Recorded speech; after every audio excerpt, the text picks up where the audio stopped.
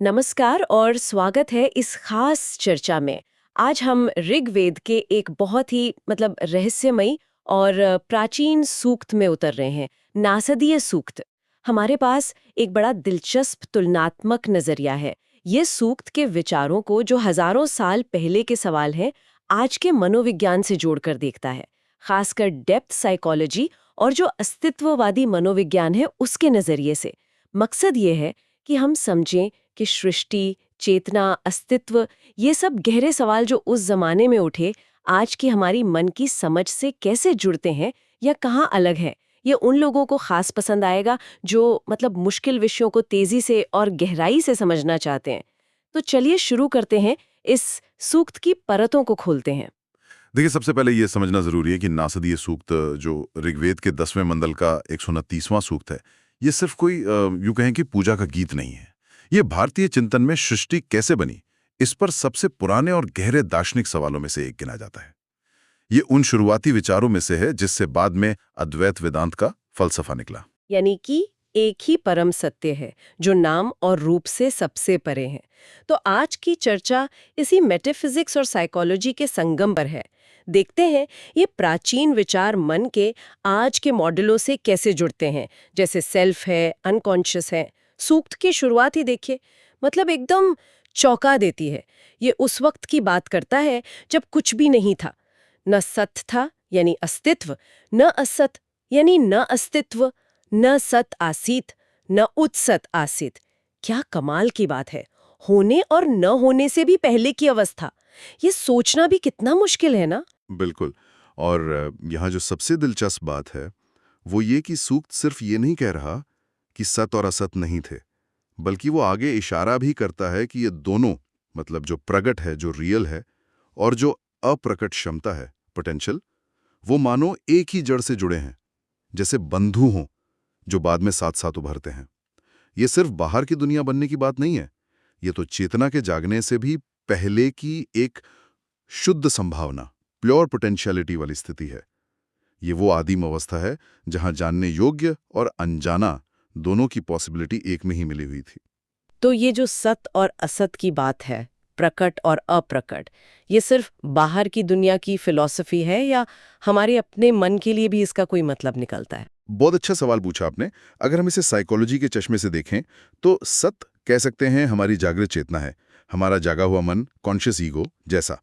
और असत वो हमारा अचेतन मन, अनकॉन्शियस, या हमारी वो क्षमताएं जो अभी सामने नहीं आई। सूक्त का ये कहना कि सृष्टि से पहले ज्ञात और अज्ञात एक थे, ये हमारे मन की बनावट के बारे में भी कुछ गहरा बताता है।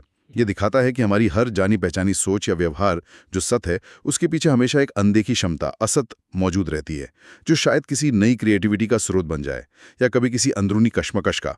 कुछ हद तक हाँ, ये फ्रॉइड की उन दो मूल जीवन शक्तियों की याद दिलाता है, जीने की इच्छा, ईरोस, और विनाश की प्रवृत्ति, थनातस।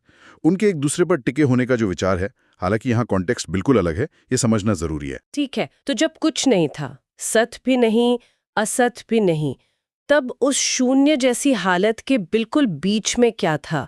सूक्त कहता है तत् एकम, वो एक, सिर्फ वो एक था जो अपनी ही अंदरूनी शक्ति या ऊर्जा से स्वधया सांस ले रहा था, बिना हवा के, बिना किसी बाहरी सहारे के। और उसके चारों ओर क्या था? तमस, गहरा अंधेरा, जैसे पानी ही पानी हो, अंधेरे में लिपटा हुआ अंधेरा। तमस तमस आसीत, क्या गहरी तस्वीर है ये। और मनोवैज्ञानिक व्याख्या में अगर देखें तो ये तमस या गहरा अंधकार, ये कार्ल युंग के सामूहिक अचेतन, कलेक्टिव अनकॉन्शियस के विचार से काफी मिलता जुलता लग सकता है। सोचिए जैसे ये ज्ञान, कल्पना और अनुभवों का वो अथाह समंदर हो जो हम सब इंसानों में कहीं गहरे में साझा है, हमारी पूरी मानव जाति की यादों और कहानियों से बना हुआ। ये वो निराकार भंडार है जहां अभी तक न तो हमारी व्यक्तिगत चेतना उभरी है, नहीं वो मूल पैटर्न या आद्य रूप, आर्केटाइप्स, जिनसे हमारी कहानियां और मिथक बनते हैं। और ये एकम, वो अकेला तत्व जो था, हाँ, वो एकम, वो हमारे आत्मन, सेल्फ या चेतना के उस मूल आधार जैसा है जो युंग के मॉडल में भी है। वो केंद्र जो अचेतन के अंधेरे में भी मौजूद है, भली निष्क्रिय रूप से। ये वो जमीन है, वो ग्राउंड ऑफ बीइंग, जिस पर हमारी सारी मानसिक दुनिया टिकी है, किसी भी सोच या मैं के भाव से भी पहले। ये तब भी है जब मन पूरी तरह शांत हो। या अव्यक्त हो। अच्छा, अब यहां से बात और भी दिलचस्प हो जाती है। सूक्त कहता है कि उस एकम के मन में काम पैदा हुआ, इच्छा, डिजायर, कामस्तदग्रे समवर्तताधे मनसो रेतः प्रथमम यदासीत। ये काम ही मन का पहला बीज था जिसने सब कुछ शुरू किया। और कहा गया है कि ऋषियों ने इसे अपने ज्ञान की शक्ति से जाना। इच्छा मतलब क्रिएशन की शुरुआत ही एक तरह की चाहत या संकल्प से हुई। ये तो बड़ा साइकोलॉजिकल लगता है। बिल्कुल, मनोवैज्ञानिक नजरिए से देखें तो अगर एक कम वो शुद्ध बिना बटी हुई चेतना है, प्योर कॉन्शियसनेस, तो काम वो पहली हलचल है, वो पहली दरार है जिसने उस एकता को दो में या अनेक में बदलने की शुरुआत की। ये कुछ फ्रॉइड के लिबिडो जैसा है, मतलब जीवन की मूल मानसिक ऊर्जा, या फिर युंग के सृजनात्मक आधे रूप क्रिएटिव आर्केटाइप जैसा, वो अंदरूनी शक्ति जो हमें कुछ नया बनाने या रचने को उकसाती है। और ये कि ये मन का बीज था, मनसः रेतः, इसका क्या मतलब हुआ? इसका मतलब बहुत गहरा है। ये दिखाता है कि सृष्टि की पहली प्रेरणा कोई बाहरी ताकत या नियम नहीं थी, बल्कि एक अंदरूनी मानसिक साइकिक घटना थी। ये उस अव्यक्त एकम के भीतर से ही उठी एक जरूरत थी, एक अंदरूनी ड्राइव, चेतना को जन्म देने वाली। ये हमारे मैं हूं वाले भाव, ईगो के आने से भी पहले की एक आदिम मौलिक इच्छा है। सृष्टि का कारण कोई बाहर बैठा भगवान नहीं, बल्कि उसी एकम में छिपी एक मनोवैज्ञानिक चिंगारी थी, ऐसा कह सकते हैं। और ये इच्छा नीचे की ऊर्जा यानी तपस से जुड़ी थी और ऊपर आवेग बनकर प्रकट हुई। तो ये जो प्राचीन विचार हैं, मन, बुद्धि, अहंकार, आत्मन, आज की साइकोलॉजी ने कैसे देखती हैं? भारतीय दर्शन में तो चेतना की ये कई परतें बताई गई हैं। हाँ, मन जो बाहर से संवेदनाएं लेता है, बुद्धि जो फैसले करती है, अहंकार जो मैं का भाव पैदा करता है, और इन सब के पीछे सबका आधार आत्मन।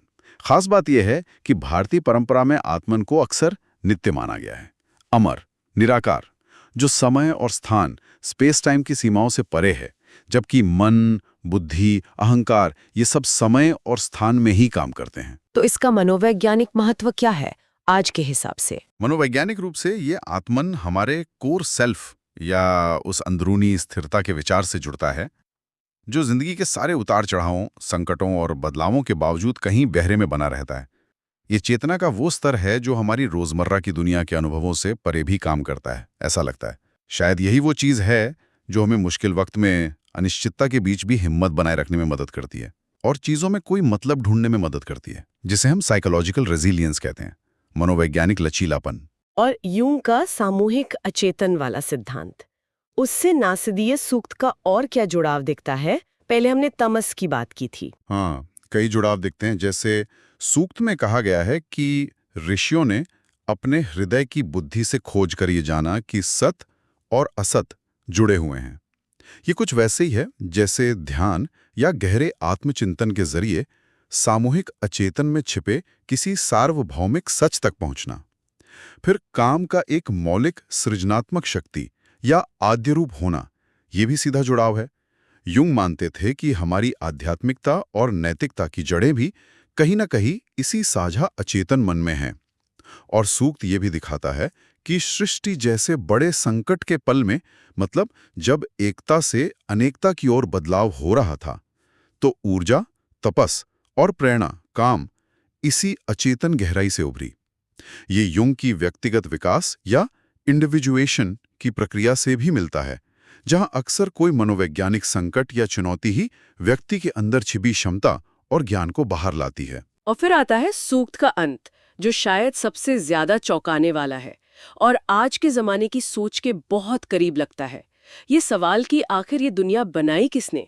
क्या बनाने वाले ने इसे बनाया भी है या नहीं? यो अस्याध्यक्षा परमे व्योमन सो अंग वेद यदि वान न वेद, कि जो सबसे ऊंचे आसमान में इसका मालिक या अध्यक्ष है, शायद वो जानता हो या शायद वो भी न जानता हो। ये तो ज्ञान की सीमाओं पर एक गजब का संदेह है, एक अनिश्चितता। हाँ, ये परम अज्ञेयवाद है, रेडिकल एग्नोस्टिसिज्म, यानी ये मानना कि कुछ परम सत्य शायद हमारी पहुंच से हमेशा बाहर रहेंगे। ये सीधे सीधे अस्तित्ववादी मनोविज्ञान, एग्जिस्टेंशियल साइकोलॉजी से जुड़ता है, अस्तित्ववाद की एक मुख्य धारणा यही है कि जीवन का कोई पहले से तयशुदा मतलब या सार, एसेंस नहीं है, और हम इंसानों को इस अनिश्चितता, इस बेतुकेपन, एब्सर्डिटी का सामना करना ही पड़ता है। तो ये कहना कि शायद वो भी नहीं जानता, ये कैसे जुड़ता है उससे? ये अनुभव अस्तित्ववादी शून्यता, एग्जिस्टेंशियल वॉइड, या जीवन में मतलब के संकट जैसा है। अगर बनाने वाला या परम नियंत्रक भी पूरी तरह निश्चित नहीं है, तो फिर हम इंसानों पर यह जिम्मेदारी आ जाती है कि हम अपनी चेतना, अपने सत्य और अपने अनुभवों के आधार पर खुद ही अपने जीवन का अर्थ गढ़ें। ये एक तरह की कट्टर स्वतंत्रता भी है, रैडिकल फ्रीडम, लेकिन साथ ही एक बड़ी जिम्मेदारी भी। भारतीय दर्शन में तो ये भी मानते हैं कि जन्म मृत्यु का ये चक्र अनादि है, जिसकी कोई तय शुरुआत नहीं है। बिल्कुल। और अगर कोई निश्चित शुरुआत है ही नहीं, तो ये सब कब शुरू हुआ, ये सवाल ही शायद बेमानी हो जाता है। ये दुनिया एक अनंत चलते रहने वाला सिलसिला है। ऐसे में हमारी चेतना का काम क्या है? शायद सिर्फ साक्षी बनना, इस रहस्यमय अनिश्चित अस्तित्व को अनुभव करना, बिना किसी आखिरी जवाब की उम्मीद के। यही अनिश्चितता है जो अस्तित्ववादी चिंता या तनाव पैदा करती है, लेकिन यही वो जगह भी है जहां हमारी स्वतंत्रता काम करती है। नासादीय सूक्त एक तरह से उस ब्रह्मांडीय विडंबना को पकड़ता है जो बाद में अस्तित्ववादी विचारकों के लिए मुख्य विषय बनी। और वो जो शुरुआत में सत्य और असत्य का द्वंद्व था, होना और न होना, उसका अस्तित्ववादी नजरिए से क्या लेना देना है? वो द्वंद्व सीधे हमारे जीवन के सुख और दुख के अनुभव से जुड़ता है। अस्तित्ववादी मानते हैं कि दर्द और खुशी दोनों ही हमारे लिए जरूरी हैं, दोनों हमें कुछ सिखाते हैं। मनोवैज्ञानिक विकास भी अक्सर विरोधी चीजों को समझने और उनमें संतुलन बनाने से ही होता है, जैसे ताकत और कमजोरी, प्यार और नफरत। चूंकि सूक्त के अनुसार सृष्टि ही सत्य और असत के जुड़ने या बंधन से हुई है, तो सुख और दुख, पॉजिटिव और नेगेटिव जीवन में आएंगे ही आएंगे, ये अनिवार्य हैं। ये हमारी चेतना को जगाने और विकसित करने के लिए उत्प्रेरक, कैटलिस्ट का काम करते हैं। और काम या इच्छा, उसका क्या रोल है इसमें? क्योंकि काम यानी इच्छा या संकल्प ही सृष्टि का पहला बीज था, और ये दुनिया द्वैत यानी जोड़ों से भरी है, सुख दुख, सही गलत। तो वही इच्छा हमारे दुख का कारण भी बन सकती है, जैसा कि बौद्ध दर्शन भी कहता है कि इच्छा ही दुख की जड़ है। लेकिन नासदीय सूक्त इच्छा को एक ब्रह्मांडीय जरूरत के रूप में दिखाता है, सृष्टि के लिए जरूरी। इस नजरिए से देखें तो दुख या अस्तित्व का दर्द सिर्फ हमारी कोई निजी नाकामी नहीं है, बल्कि इस द्वैत वाली दुनिया में जीने का एक जरूरी हिस्सा है, अनिवार्य हिस्सा। तो इस सारी बातचीत का निचोड़ क्या निकलता है, क्या सार है?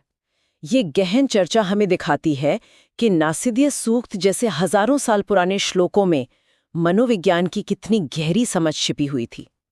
चेतना कहाँ से आई, हमारा अचेतन मन कैसे काम करता है, अस्तित्व की अनिश्चितता का क्या मतलब है, हमारी इच्छाओं की प्रकृति क्या है।